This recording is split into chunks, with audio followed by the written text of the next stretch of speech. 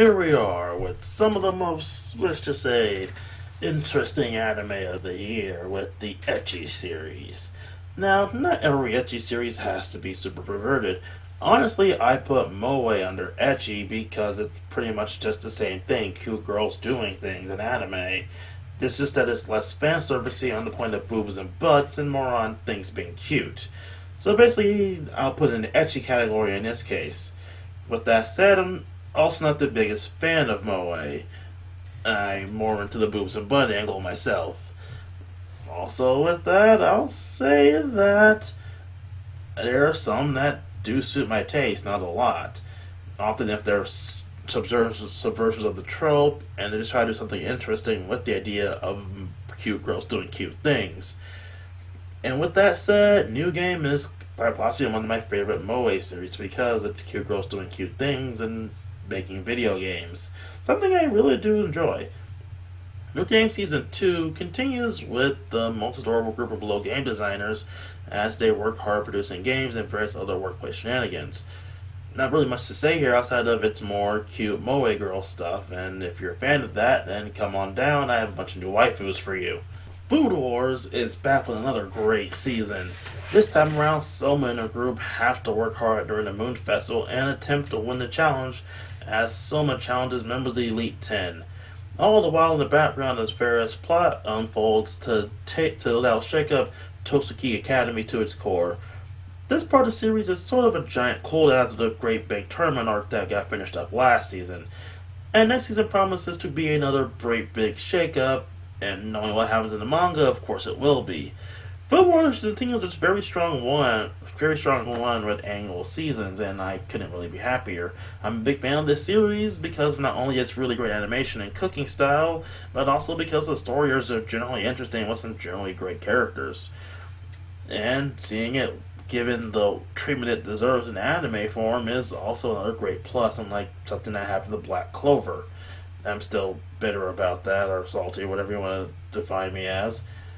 But anyway, Food Wars Season 3, another great addition to the Food Wars series, and, Season 4 is right around the corner, so let's get hungry, people. When it comes to fan service, you typically think of, the boobs and butt stuff. Shots of boobs, shots of butts, girls in compromised positions, scenes that aren't supposed to be sexual, taken to sexual meanings, stuff like that. And with that said, Seven Mortal Sins is the epitome of a fan service anime. A story where Lucifer is Nasu versus gender bent, and details the fallen angel's rise to the throne of the seven deadly sins, and filled with as much fan service they could pack into it. It's a simple little tale, and while the battles are somewhat interesting, it's again not really the point of the series. Instead, focusing a lot more on the fan service and as much as they can cram into it. This is practically one of the most fan service anime of the year. So yeah, if you're looking forward to seeing girls in these skimpy outfits doing fan service stuff, then come on down. I've got some boobs for you to look at. Man, Love Tyrant is kind of weird. It's a somewhat parody, somewhat straightforward joke series, while also taking the chance to show off cute anime girls. Of course, considering this series being odd to define is somewhat the best way to describe it, as it's supposed to be an odd series. Anyway, for the plot, Seiji's life is turned upside down when the mischievous angel Guri writes his name in her kiss note. Think the death note, but for shipping and not killing. After he learns his crush indeed does like him, but is also an incredible yandere, Guri forms an attachment to him, and thus he's stuck in a love triangle between a yandere and a mortal angel, who's very lazy about her damn job. From there, love craziness, normally about Guri and the supernatural, or yandere girlfriend and her screwed up family life, comes up, and it's just off to the races from there. And overall, this is a pretty funny series, but again, it's very fan service heavy, especially when it comes to yandere girlfriend, and as such, I do recommend it, because I do find it an enjoyable watch here and there, although I'm a bigger fan of its manga. Anyway, Love Tyrant, actually pretty good despite being very weird. And finally, we have Sugumomo. Now, before I talk about the series itself, there's a little game I like to play with Ecchi series in my head. I call the game How Close Until Porn. And Momo is an interesting case as the series, when I play it, comes very close to the porn limits. But that's in terms of the manga. So let's talk about the plot. The story of Momo follows Kazuya Kagami, who loves and cares for the obe. For those who don't know, basically it's the sash of a kimono that was given to him by his deceased mother. However, one day the obe turns into a cute anime girl named Kiriha, a bringing very good pronunciation, Suko Monogami, which is basically yokai born from old discarded items or old cared for items. That was his mother's old partner, and now must work for Kazuya to take care of the almost, I can't even pronounce that, basically irregularities that are awakening and causing chaos across the town that are somehow connected to Kazuya and his odd abilities.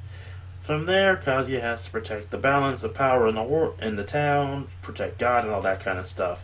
This series is very action-packed, surprisingly, for being such an ecchi series, very fan service heavy, with the various amount of abilities the irregularities do possess, as also duo coming up with clever strategies to defeat them, and of course it's also pretty funny. Kazuya and Kiriha working together and countering the various threats that they come across. And Kazuya often getting assaulted by every woman that's around him and are getting close to, getting some action. Because this is just that kind of series. And the later parts of the manga turn this into more of a battle series. At its heart, it's still an ecchi series that's so incredibly close to porn, it's kind of amazing what it gets away with. My biggest complaint here is where it ended, basically ending the series after the first big battle of the series. And while it's a fine ending, I do wish we would get a second season because of some of the crazier stuff that happens in the manga, like bigger, better battles. Well, thank you one and all. I'd like to thank all of you for joining me on this little trip down my favorite anime of 2017, listening to these various categories. I'm not really sure if I'm going to do this type of list for next year. I'm still dealing with the format issue. But this is an interesting experiment, and with that said, I'd like to see what you guys have to say about what are some of your favorite animes of 2017. There were a lot that came out. I know I missed a few, like Land of the Lustrous was something I heard was good, but I haven't really had a chance to check out yet. And I'm still going to go look back and watch a few anime I missed. So if you have anything to recommend or just want to shitpost, then go ahead and do it. And I hope to see you all next time. And have a great day, all of you.